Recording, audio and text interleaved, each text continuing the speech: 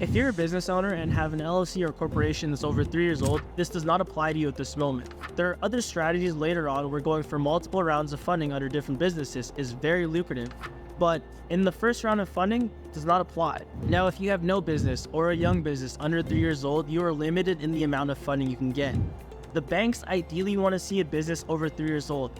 Now, this doesn't mean you can't get funding at all. However, you are limited in the amount of funding you can get. You're likely to get around 25 to 50K. Now, even though 25 to 50K sounds pretty sweet, you are missing out on another potential 6 figures in funding if you were to go through what's known as the shelf or age corporation. Now, when applying for business funding, what the banks are looking at is your personal credit as well as the age of the business.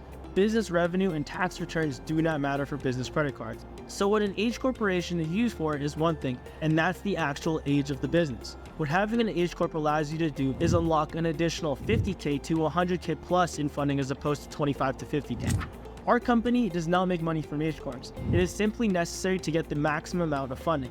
We have been working with our supplier for over 3 years, and we work with over 10 clients a month that are in need of age corps. The corporation will be a Colorado LLC that's over 5 years old and is a clean business, meaning it has no liens or anything of the sort in its records. This age corp is $5,000 and will unlock more in funding guaranteed rather than a new business that's under 3 years old. With this age corp, we then go ahead and make business checking accounts and start applying under the age of business. So now to the banks, it looks like you've owned a business that's over 5 years old.